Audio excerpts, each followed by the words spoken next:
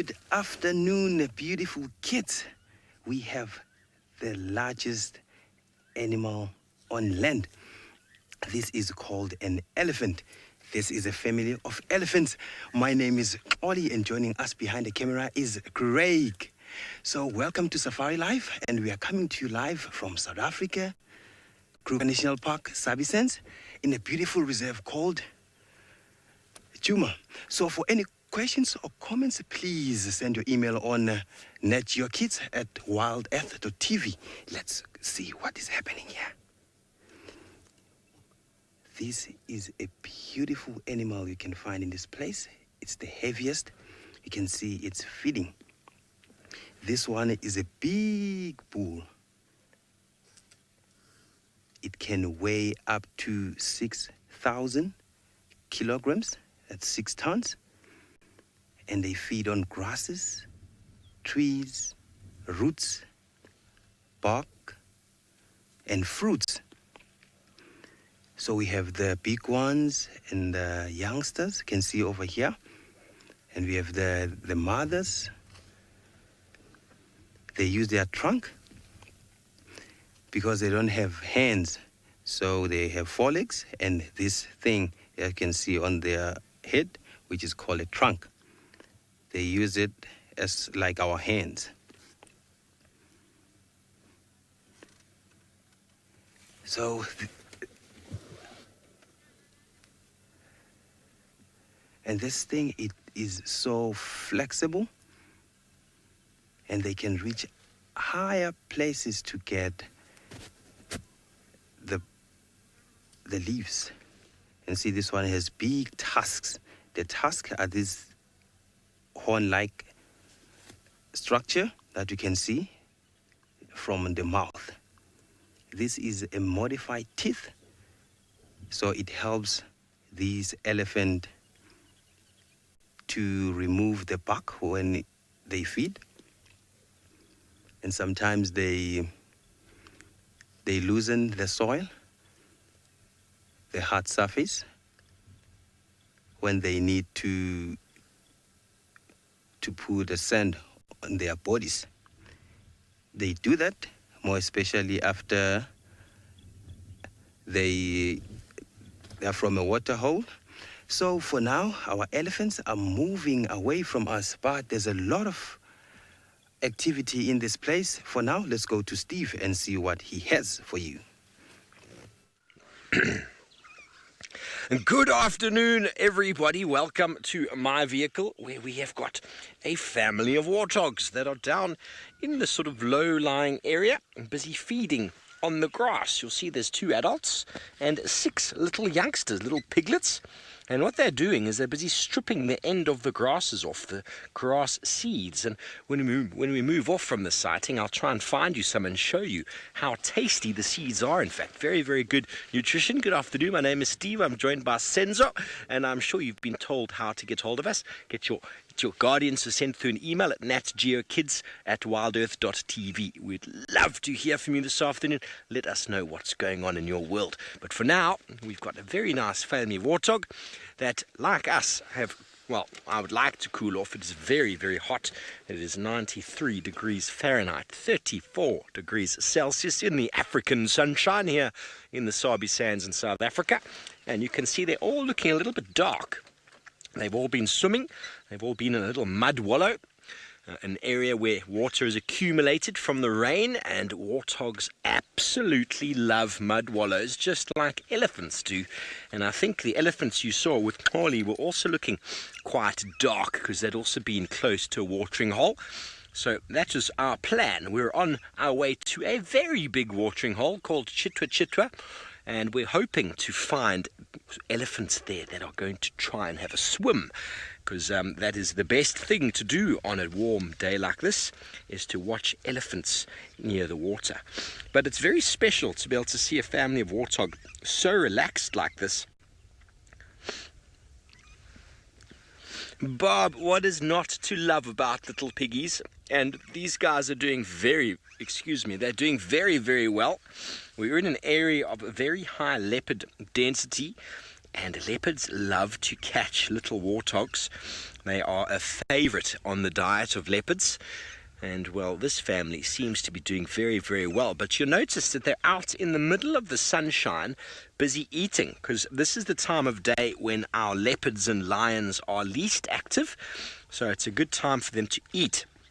And as it starts getting cooler, they'll all start making their way to their little burrows where they will spend the night for safety. Very good. So we're going to move off from these piglets that are thoroughly enjoying. You see how they're eating the end of the grasses there. They're not actually grazing the grass now. They're mainly feeding on the seeds. Can you see that?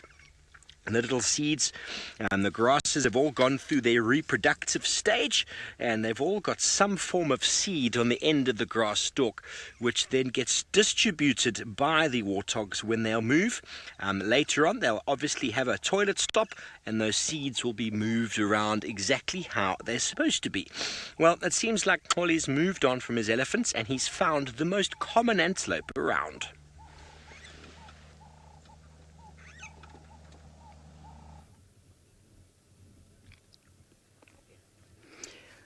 I told you we have a lot of animals doing a lot of activities. Here we have the antelopes that are called Impala. Impala is the common antelope you can find in this place. You can see we have the parents and the youngsters. This group is called a nursery head. And these youngsters you can see there. There's a youngster there. That one was born last year,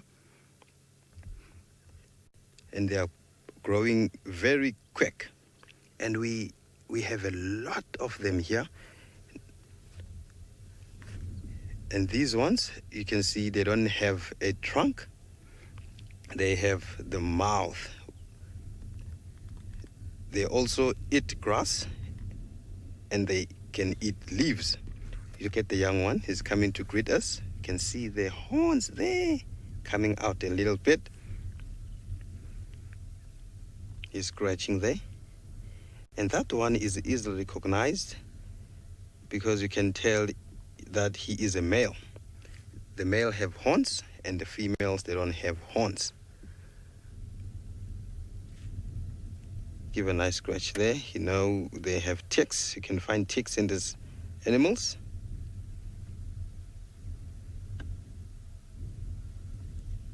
Oh, nice one. You can also find ticks in the ears. Maybe it's itchy there.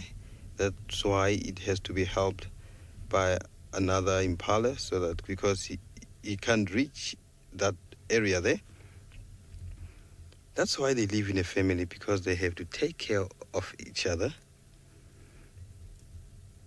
Oh, that's nice. Very cute. Just like scratching your friend on his or her back, because you know the hands can't reach properly on our backs, so they really need to scratch themselves.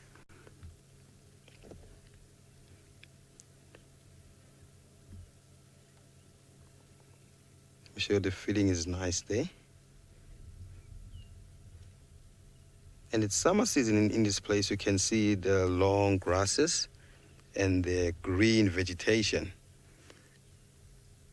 So it means it's rainy season.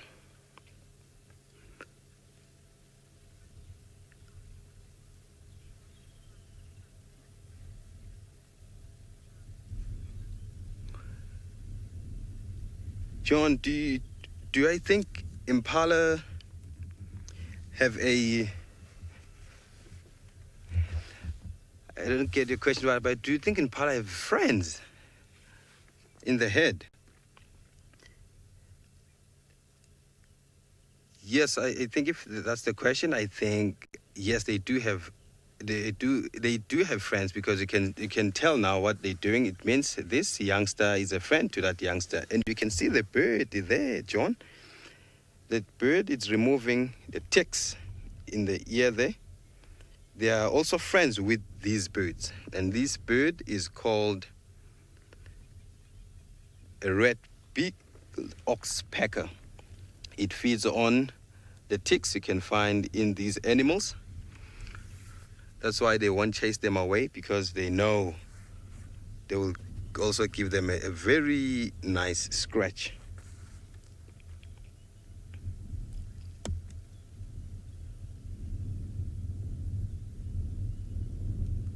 You can see he's enjoying that bird being on top of his head.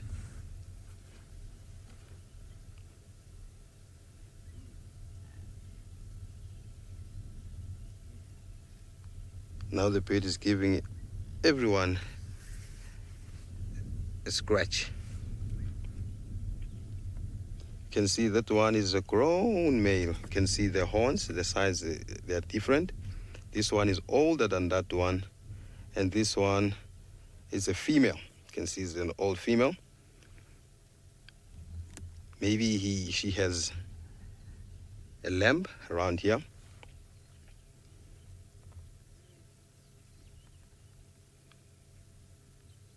And they have to be alert at all times, because they have to be safe in this place. And you can see it's thick here. So they have to run away from the predators. So kids, I'm not alone. I'm with a beautiful lady called Lauren, who is in the...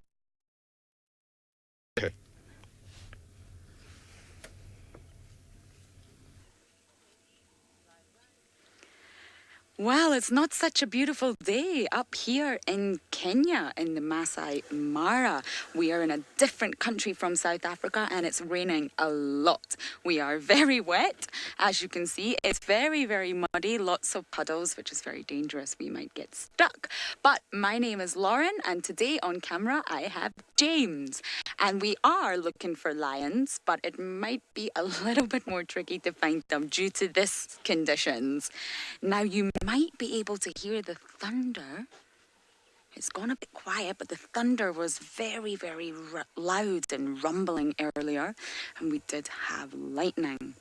So it's a very different environment. You can see here in Kenya, it's a very, very large area with lots of open spaces, long grass and big clearings. So we're actually in an area this now that we nicknamed the Sausage Republic, and we are looking for a group of lions called the Sausage Tree Pride.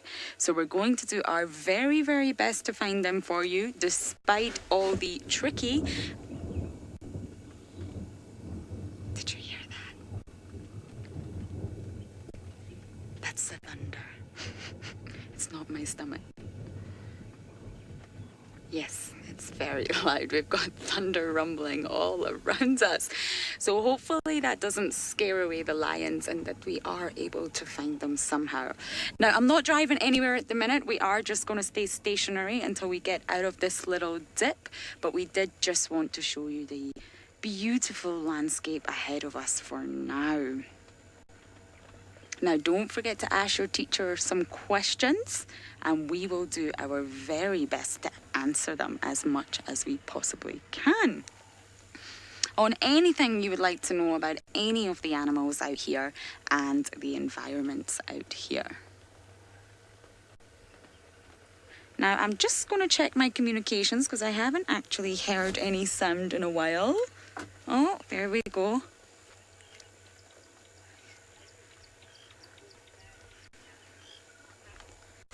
Pat is asking, could an elephant survive if it was struck by lightning? Well, that's a good question. Recently, we did actually have here in the Masai Mara 2 giraffes that we think were struck by lightning. They were obviously very tall. Animals can actually get struck by lightning, and so can humans. And if it is very powerful, then sometimes they might not survive. But generally, it is quite safe out here for the elephants as well. But all animals can get struck by lightning. And it's even more dangerous when you're out at sea and you're on boats and things like that. Can you hear the birds calling? So the birds are coming out. So I actually think the rain is slowly stopping, and behind James's head I can actually see bright sky. So let's...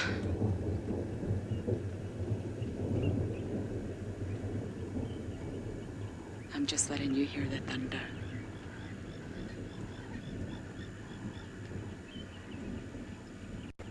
So yes, behind James's head, I can actually see some clear skies. So I am hoping we're just going to stay here, and maybe for the next little while, hopefully the skies will clear and we will be able to continue on our drive. But you can still think of some questions for me in the meantime. We do have another vehicle approaching as well, and they are obviously also trying to find the lions. So for now, let's go across to Steve and see what he is up to in South Africa.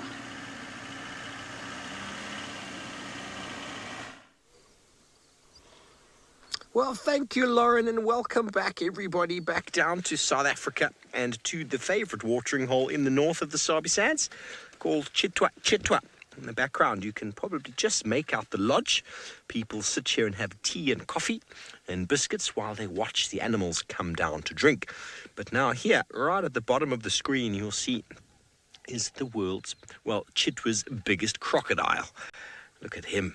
Now, he is very hot. When crocodiles are hot, you open their mouth so that the wind can blow over, and that is what cools them down. And obviously, when they get very, very hot, then they have to go into the water. So he's been in the water for a time, but now he's sitting out again, sitting nice and relaxed. Isn't he gorgeous? Such a beautiful specimen. Now, a lot of you look at crocodiles and think, oh, terrifying, scared of crocodiles. Well, they are very old animals, and, well, they do strike fear into most people's hearts, but they do feed mainly on fish. That's what they feed most of the time on, but they will, when the time comes, feed on meat. Up in the Masai Mara where Lauren is, the crocodile's actually there. They feed on meat during the migration. Not so long ago, down here in the Sabi Sands, was last year, there was a lightning storm that hit one of the watering holes, and the crocodiles had a feeling it was coming, and they got out of the water, but it killed a few hippos that were in the water. So isn't that incredible? There's this weird instinctive thing. I mean, it's not often crocodiles will get out the water and move away from it, and they knew somehow to move out of the water, but the hippos got struck in the water, and, well, they didn't survive. They got electrocuted. Here we go. Here's some hippos, and lots of hippos in this watering hole, and they are having a lot of fun swimming in the water, making me very, very jealous. We were hoping to find elephants when we got down here that would come and drink and maybe splash around, but none at the moment. We've got the hippos at Chitwa. It is a beautiful afternoon. There's almost no wind, but I did promise you I would show you something that the warthogs were eating, and I stopped at the side of the road and I grabbed a few grasses to show you how these grasses work. And I've got actually two species over here. I've definitely tried one of them before. I haven't tried the other one. So what the warthogs are doing is they were stripping these seeds off of the end of these branches, stripping them off, and they were busy eating them because there's lots of nutrients inside these seeds. And I'm going to strip some off myself. Very tasty. Very tasty. Do you want to try some, Sens? Very tasty. That one's very nice. I haven't tried this one, though. You think it's nice? I can see why the warthogs were enjoying it so much. But I haven't tried this one. This is called signal grass. You can see it looks like a sign. It tastes, Faith, what does it taste like? Sens, what does it taste like? It's like a florally peanut. A peanut mixed with a little bit of grass. It's hard to say. It's hard to say. What do you think it tastes like, Sens? It's tasty, though. But this one you've got to eat when it's purple like this. That's when the seeds are ripe, and you get lots of birds that come here to feed just on those seeds. So this one is called Panicum maximum. I know that's a lot to take in, but it's one of our blue guinea grasses, or also known as a buffalo grass. And you'll also find buffalo like to eat the seeds, but warthog like to strip them off. But I haven't tried this one. This one's called signal grass. You can see the shape. It goes off as a sign, almost like a signal, doesn't it? And while they were eating this one as well, I'm going to try. I'm just going to have a little piece, though, first, because I'm not sure.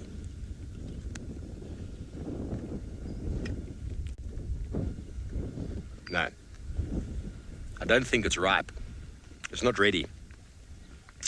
Well, just like when you eat normal seeds, you have to drink some water because it gets quite thirsty. Excuse me while I have a quick taste. Wash it down. There's my lunch. Fantastic. Keep eating. You want to know if the crocodile dies, if the others will eat it? Well, they most certainly will. They most certainly will. If anything dies in the water, the crocodiles will eat it. They actually are very, very good at cleaning up waterways. So if a hippo dies, which often happens in sort of territorial fights, then the crocodiles will come and will finish off that hippo, removing him from the water.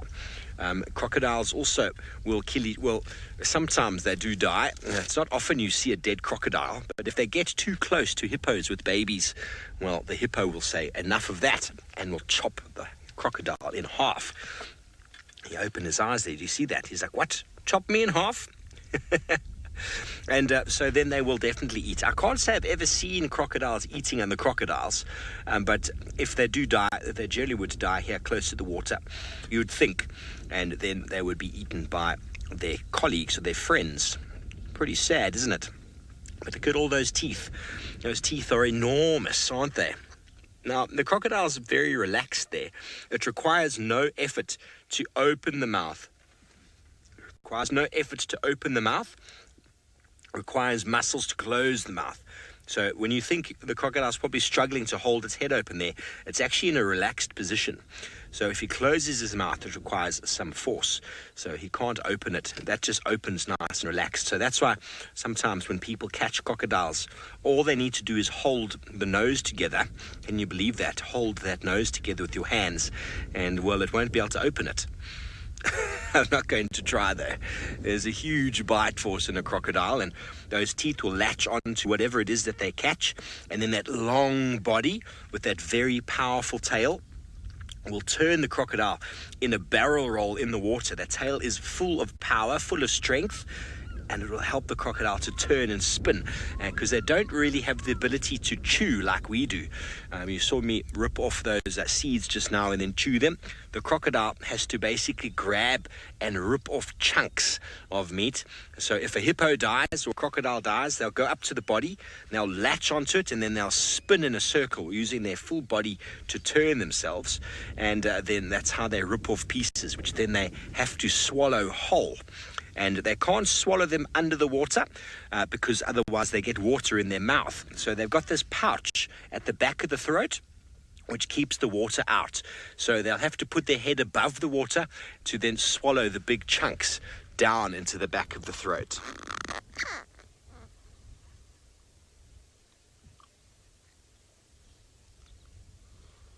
Paula, you would most certainly have a sore jaw if you sat like this. You know, jaw dropping, isn't it? There's definitely something. But I mean, you know, when some of your friends fall asleep, because none of us do it, of course. It's only other people we know when we see them fall asleep. Sometimes they fall asleep and their jaw drops and they start drooling. Well, that's exactly what's kind of happened with the crocodile. He's so relaxed that everything is just opened up. So it's kind of what we have done as well. When we're very relaxed, our mouth kind of sags open, doesn't it? Okay, well, there we go. Oh, now there we go. The hippo is showing us why they are so important in these rivers. He's also shouting at us there. They eat grass outside of the water, and then they walk around outside and inside, and they spread their dung. You saw how it was spreading it there? And what that dung provides is it's lots of organic... There's another one doing it now. Ooh, he's flinging his poo. What he's doing there is he's spreading the dung out, and then what that does is it provides a lot of organic material for fish to feed on. Lots of insects and bacteria and microorganisms are then also living on those organic material items that are in the water, and then that provides food for all the insect-eating birds and all the fish-eating birds and all of that. So hippos are very, very important for the ecosystem for that reason. They take organic material from outside and they bring it inside. Also in areas where it's very swampy and marshy, hippos have the potential to open up the channels and stop the sediment from sort of choking up the water. Big dog, you want to know if crocodiles kill hippos? Well, They do. They will try. I've never seen a crocodile kill a hippo, but, you know, if a baby hippo strays too far from mum, it's fair game to the crocodiles for sure. But if mum sees a crocodile come anywhere near her and her baby, it will flatten it. Hippos are much bigger than crocodiles. I think the world's heaviest crocodile ever recorded is about 2,000 pounds. And on average, most hippos weigh more than that. So most hippos weigh closer to 3,000 pounds, maybe even 4,000 for your big males.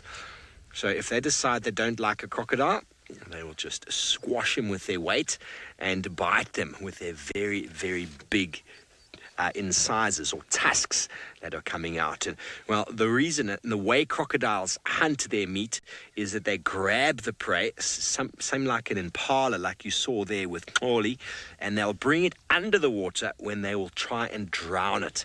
Now, I don't know how many of you can hold your breath for very long, but if a crocodile pulls you under the water, you generally drown pretty quickly. And most animals do because they're not very good at holding their breath.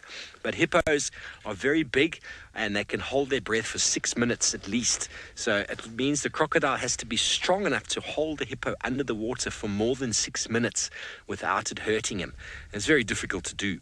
So crocodiles generally leave hippos alone. They basically will just do what they do, and they give each other a very wide berth. But to the right of the crocodile, there's a couple of very nice birds. The white-faced duck there feeds on organic material, and the blacksmith lapwing on the right is feeding on little insects that are coming to the surface and are on the edge of the water there, and the insects are obviously growing off of the organic material that the hippopotamuses have provided. So because the hippos are here, it means it's a healthy system, and so you get lots of other organisms growing and living there as well. So you see the goose is much bigger, the duck is much bigger, and the very splayed foot. Let's see if he's going to come any closer to that crocodile. He's very close. Birds have to be careful. Look how close he is. Would you want to be that close to a giant crocodile? I would be very scared. I'd be very scared.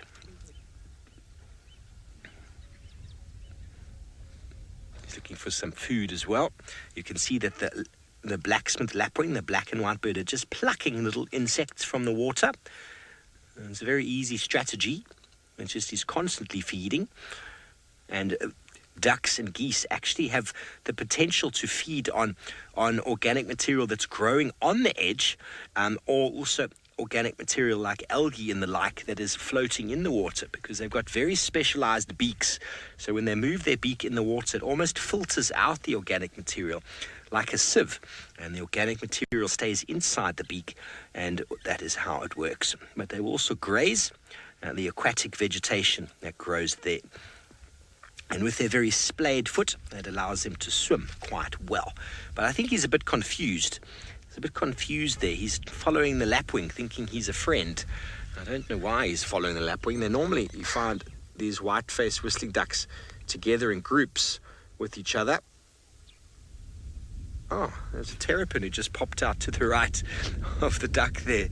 Sense, did you see it? Just to the right. He's now popped in again. There he is. A little terrapin. Oh, he's gone now. Yeah, he's gone.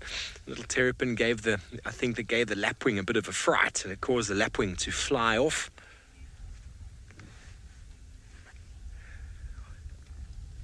Cecilia, aren't they incredible feet? I mean, they make them walk very strangely. Ducks and geese don't walk very well. They always walk a bit funny. But can you imagine having such large toes or feet like that? You'd be able to swim so well, wouldn't you? Be able to swim like an absolute Olympic athlete. Well, anyway, it seems like Holly has managed to find a feathered friend. Let's quickly go over to him and see if he can mimic the call.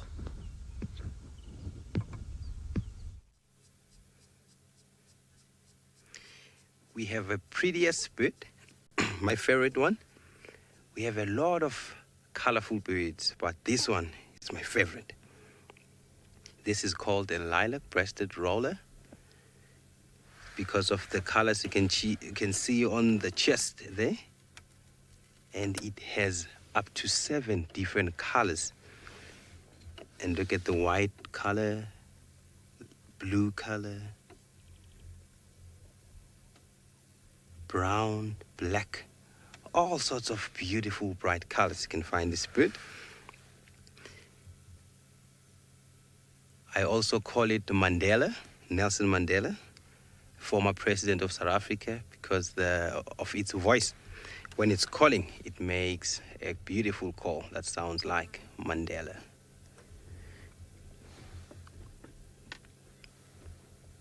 Let's play its call and see whether I will be able to mimic, because it has a different call.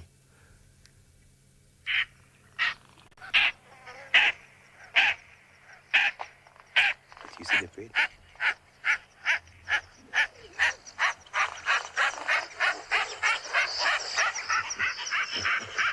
Let's not disturb it. You see, it's panicking now because I'm playing a call.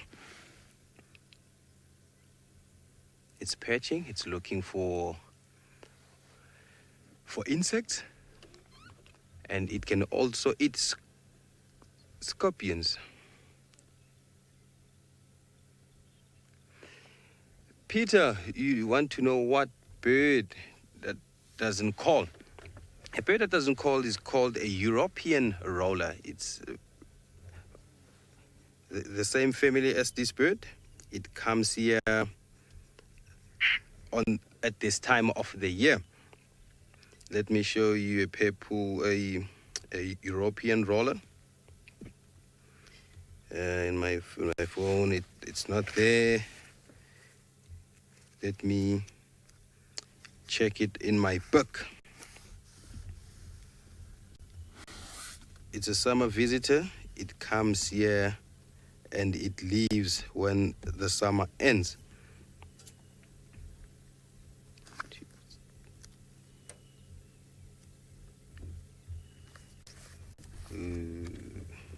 Yes, here's the bird. European roller. I'm not sure where it migrates when it leaves the southern Africa. Does it make any calls or what? But when it's here, it just keeps quiet. You can see, compared to all these birds, a beautiful and colorful one is this one we were seeing right now. It's a lilac-breasted roller. And you can find all these rollers in this place, but in a different habitat. That's one, Craigie. Oh, the bird is gone. Let's move forward. Oh, it's hot. That's why I have a cloth. It's very hot. And we have to keep hydrated. Drink water. A lot of water when it's hot. Oh, let's quickly go to Steve. There's some tallest guy in Chitwa.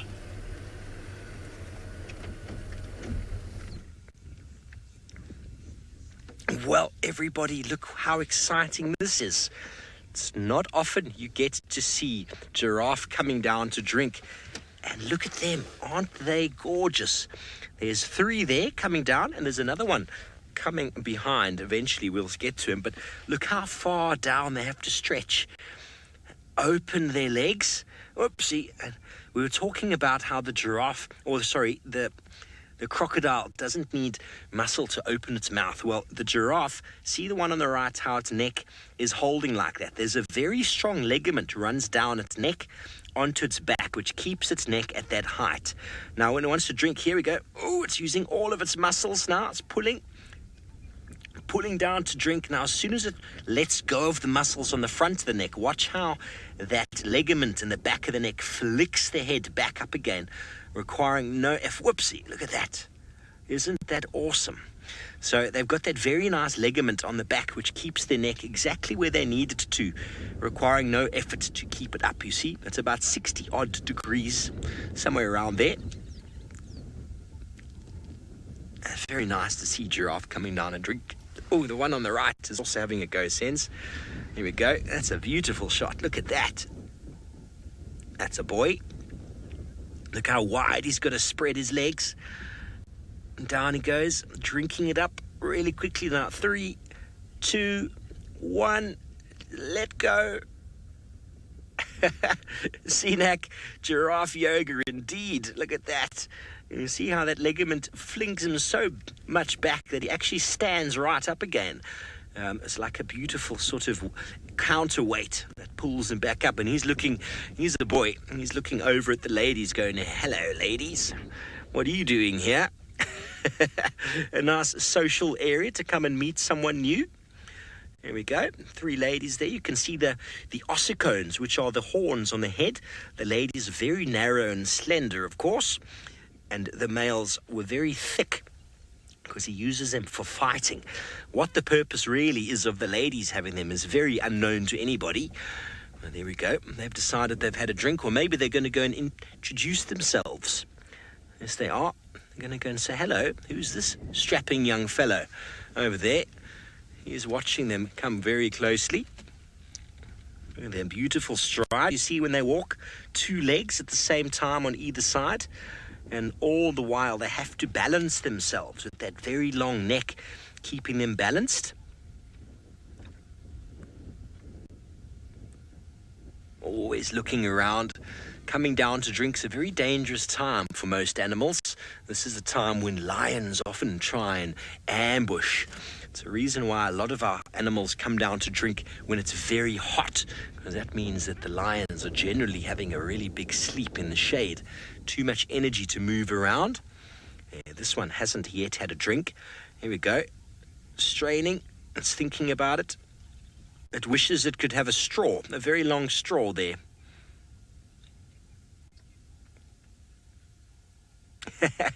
Saul, you want to know if animals get sick by drinking the water that has poop in it? Well, not really. It seems like most of these animals out here have got a very, very good constitution when it comes to what they can drink. But there was something that happened here about a month ago now. Maybe it's more than a month, due to the water level being quite low and due to maybe a huge input of the hippo's sort of urine and sort of a change in the pH of the water. Actually killed quite a few fish. We're still not 100% sure what exactly happened. Look what we've got in front of us here on the road. It's quite frightening, Senzo. Quite frightening. Senzo, just going to quickly go over my head and watch something moving very quickly across the road over here. Hello, there's a monitor lizard. Looking very full-bellied. Look at that. Now, these guys, they love to dig up and eat crocodile eggs when they can catch them. There's a monitor lizard who's moving across the road. Do you see how its tongue is moving out, slithering across? The monitor lizard, like snakes, they taste everything in the air with that tongue, and then it goes into the mouth, and then it communicates with something in the brain, which tells them all sorts of things that, well, we can only guess at, really. How cool was that? I just looked forward, and this thing was slithering in front of me. It gives you a little bit of a chill in the bones. Okay, well, let's go back to our male giraffe there, Sens. He's looking quite sad, because the ladies just walked past him without any sort of without even a glance. But there is one more lady who is going to have to walk past him, and he's going to be like, hello, I'm here. Let's see if she's a little bit more accommodating for him. He's posing.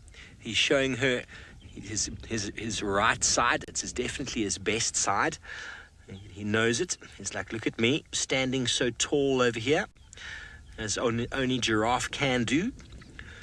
Oh, look at that. A waterbuck is coming from the back as well, behind the giraffe. And there's a few waterbuck. They're also going to come down and drink. Oh, no. The lady's given him, she's shunning him. She's walking off to the left, and he's going to be very sad and lonely. He realized he's been rejected. He's now going to go hang out with the waterbuck. Hello, Madra. You want to know how often giraffes drink? And I honestly don't know. You don't often see them drinking. They do get a lot of the moisture that they get from leaves, from the trees that they feed on.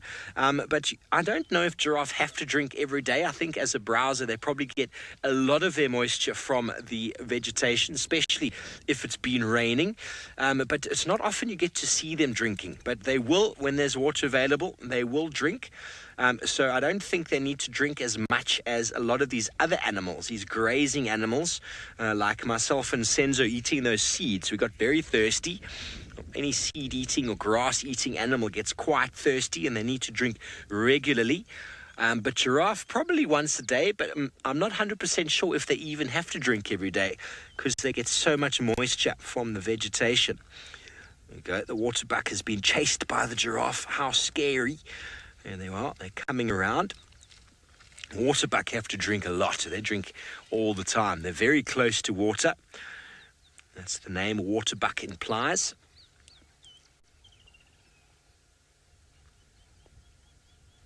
And off she goes. Isn't that beautiful? And the waterbuck now coming down, trotting down past a few Egyptian geese on the left that have been out grazing on the grass next to the watering hole. Never too far away, but look how much smaller that waterbuck is compared to that giraffe. It's not a very big waterbuck, but it's still a decent sized animal. It's a good 3 times bigger than the Impala you saw earlier. Maybe even more than that. He's going to come down. A big female waterbuck weighs about maybe just under 300 pounds, maybe closer to 300. Males a bit more. Here we go. They're going to come down and drink. You see the hippos in front of them. They're not too bothered by hippos in the water. Hippos are invariably grass eaters. Okay, well, thank you, Giraffe Girl. You said that giraffe only drink every few days. Well, thank you for confirming that for me. And, well, this waterbuck needs to be careful. Remember, we saw some crocodiles in the water. So that is a very good technique. You see what the waterbuck's doing. If you ever are down here at a crocodile-infested river or watering hole, you ever do happen to get there, walk down to the water's edge and then walk left or right 10 to 15 meters. Quickly wash your hands or your coffee pot or whatever it is you needed to do and then leave. Because the crocodiles, what they do is they will see an animal coming and they will triangulate the angle that animal is coming down to the water, and they'll go under and they will just basically lie up in ambush right underneath where that animal was about to come. There we go. There's a crocodile that's just disappeared into the water. He's trying to sneak up on us, but we have moved on. So if you ever happen to go down to the watering hole in an area where there are crocodiles, just move 10 meters left or right of your angle of approach. So if you're walking down to this point here, walk down and then move left or right. Because if the crocodile wanted to try and catch you, it would come underneath the water and it would sit under here. And they can disappear in water this deep. It's unbelievable. And with that big, powerful tail, they'll coil it and just at the end, they'll push it, snap and pull you in the water. You don't want that. You don't want that. So be very careful. Crocodiles are very dangerous animals, and all the animals that come down to drink here run the risk of being caught by a crocodile and pulled into the water. Lauren, I am not 100% sure, but I have a feeling that it probably does work like that for alligators. If you do go to a river where there's lots of sort of alligators or crocodiles, I suggested that it's probably quite similar, but don't linger very long. Don't linger very long at the edge. Go down very quickly, do whatever you need to do, and then leave. So that is my general rule for you. Be very careful out there, boys and girls, in waters where there are crocodiles and alligators. They are very, very unpredictable animals. The waterbuck are very tentative. They got to come and drink. There could be lions somewhere around. There are crocodiles in the water. But the animals have got to drink. They have to drink every day. So it is one of those things. It's very stressful for animals to come down to watering holes. Very, very stressful indeed. But also a very good reason why coming to watering holes is always so beneficial, because there's always so much going on. Also, the lions and leopards will come down and drink as well, so you never know what could pop out. Seanak, I doubt giraffes could survive in proper deserts, but we do get the giraffe living in the Kalahari, which is renowned as a partly desert, but they follow the riverine areas where there is water underneath at the surface, and there is lots of acacia trees along those river courses that have got very, very green leaves that the giraffe are able to feed on. And like all the other animals that live in those areas, there are small oases around that will enable the animals to get some water from time to time. But they're not excluded from those areas, but from leaving the riverine areas would be fatal for the giraffe. Firstly, because the food would disappear and, well, they wouldn't have any water to complete their bodily processes. And, well, an animal that does not occur anywhere that there is not water is the hippo. They have to hide in the water or they'll dehydrate, they'll burn up, and, well, the sun will just bake them to a crisp. So they're very important or very, very, very necessary to stay in water for hippos. And so if the watering holes dry up, well, it can be very, very sad times for male and female hippos alike. Okay, what else have we got here, Sens? It's been such a nice afternoon here at Chitwa. You can hear the hippos shouting at us over there. There's all of the Egyptian geese coming down to drink and all of the blacksmith lapwings. Even they have to drink as well. There's a procession line coming down.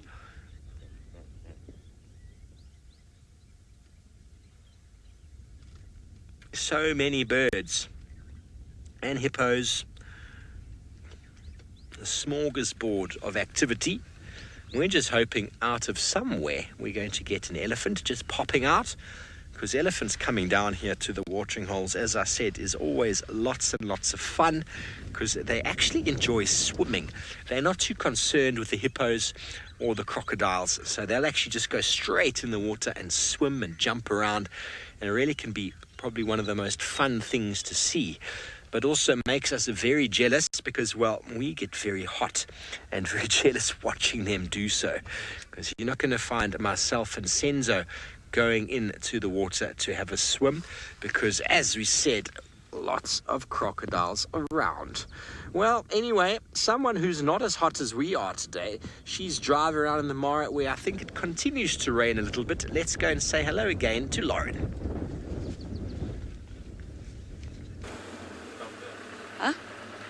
So we did manage to get out of our marshy area and we survived, which is not too bad. I'm very impressed.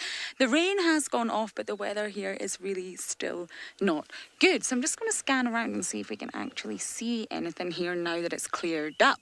It's very difficult driving in these conditions when unfortunate... Oh, what have we got here? It looks like we have a huge herd of buffalo with lots of birds sitting on their head. Look at that. The buffalo are obviously not bothered by the weather today. And these birds sitting on their head, I think, are the cattle egret birds.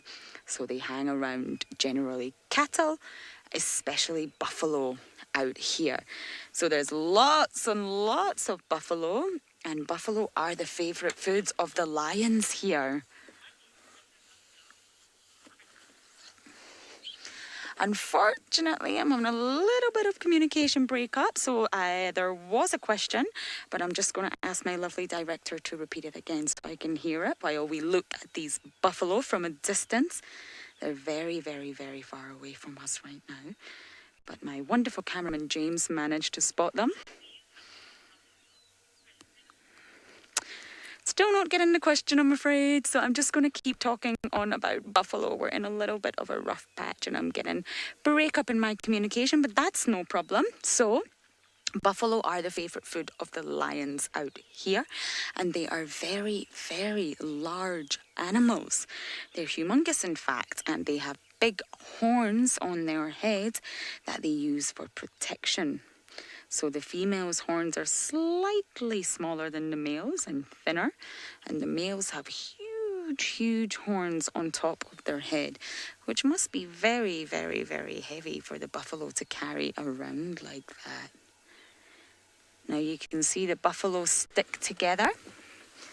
So this is obviously for protection as well. So if all the buffalo are together, then they can protect themselves against any of the predators out here.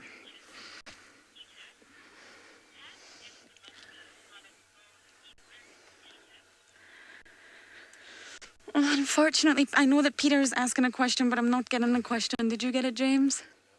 No, both of us, I'm afraid, cannot hear, so I'm sorry, FC, we're not going to be able to answer any questions, but I'm more than happy to still talk about these wonderful buffaloes. So buffaloes are very, very water dependent, so you will always find buffalo near water. They will never be too far from water. And of course, it was raining, so there's water everywhere right now, and the buffalo will just travel together, all together, like this, from water point to water point, eating as they go. So they need water, it's very important for them. And they often travel in large herds like this. This is a very big herd. In South Africa, where all my friends are right now, we don't normally see big groups as big as we see out here in the Mara. I wonder how many are there. Can any of you guess how many buffalo are here in this herd? I wonder what number I should say. James, how many do you think are there? 30. James says 30. And one copy. I'm not sure. Maybe gonna go with 40, 50. That's a guess, though. There's a lot of buffalo. I'm not gonna count them all. And these birds are very brave, staying on top of the buffalo's back like this. I'm not sure I would like to be that bird.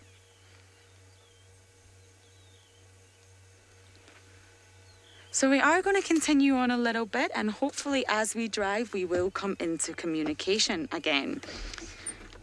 Can hear, just not very clearly. So I'm sorry for all who asked wonderful questions about buffalo and I just wasn't able to answer them. I'm really apologetic about that, but hopefully as we drive forward a little bit, the communications will become clear again for me, because I do want to answer as many of your questions as possible.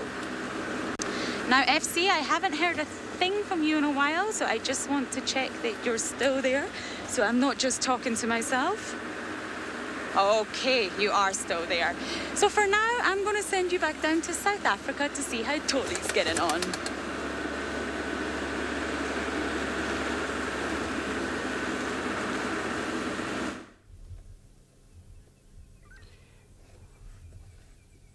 We have another bird which is called a fork-tailed drongo. It's easily recognized by its the fork shape like on its tail. Oh, let's listen to that. It's calling.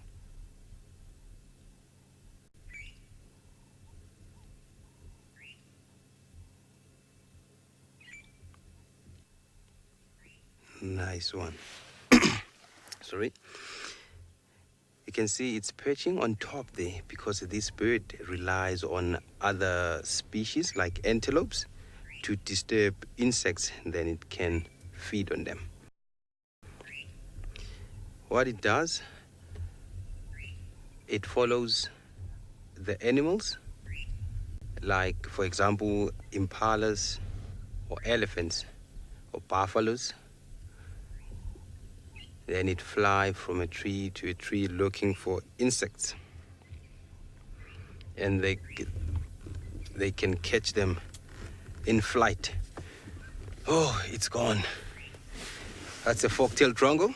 You saw the tail like a fork.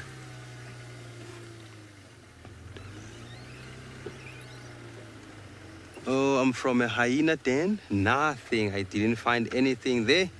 So the hyenas are out, the adults are out, and then the youngsters are still in there because they live in a termite mound. I will show you a termite mound just now. It's not far from here, so that you will get the picture of where these hyenas are staying. The parents, they don't go in the termite mound. They just stay outside, and then the young ones, which are the cubs, they will come out and suckle, play, and run around. Yes, I won't be long here because of the sun. I just want to show you a termite mound looks like this. This is a termite mound. It's where you find the hyenas. You can also find the warthogs. And the warthogs, the parents live inside there. They are not like hyenas. They live with their kids inside there. And those holes are created by other species like aardvarks, for example. So I'll kick forward and see what I will find for you. And remember, it's not easy to spot animals here because of this thick vegetation.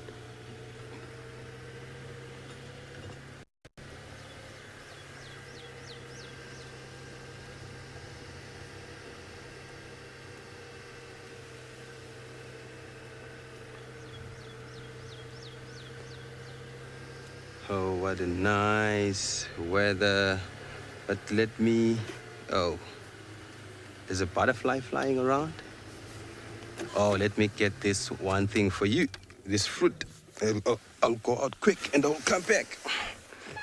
I want to get you this fruit.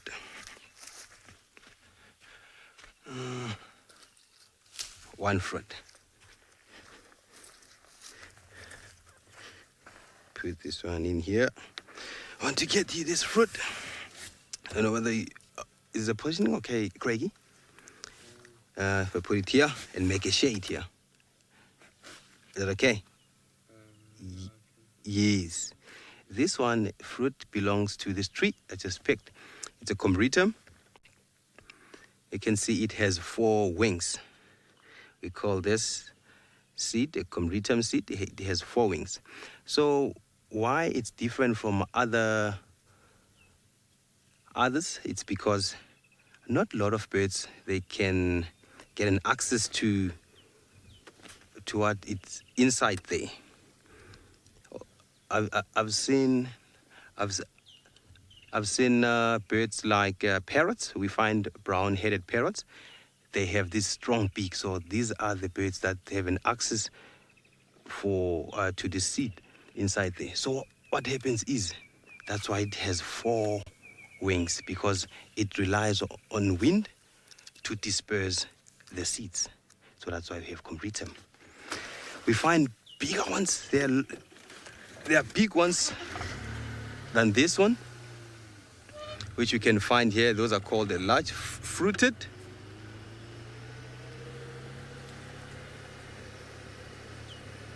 But you have to search and search and search and search around. So if I'm lucky, I'll find you this 4-winged combritum pod. Oh. So I can hear the birds. Oh. Nothing. And I have something interesting because I saw birds. I saw elephants before. Oh, my bird is gone. I want to show you that flying bird. I don't think I'll get it. But let's push forward. Let's push forward and see what else you can find. Maybe we'll see that bird. It's gone.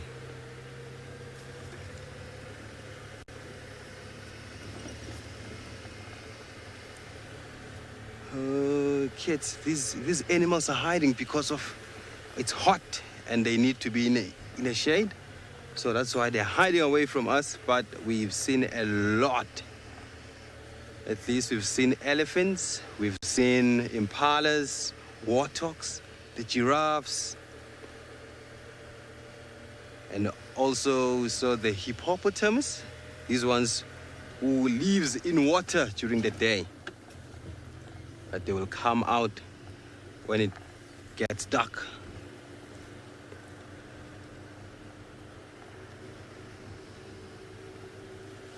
So hopefully you've enjoyed. I've enjoyed being with you and giving you more information. I hope you will learn much and more about what we saw.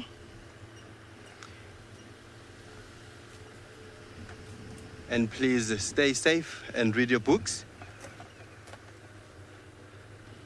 And I thank you for watching. We will see you when you get time to watch. And goodbye.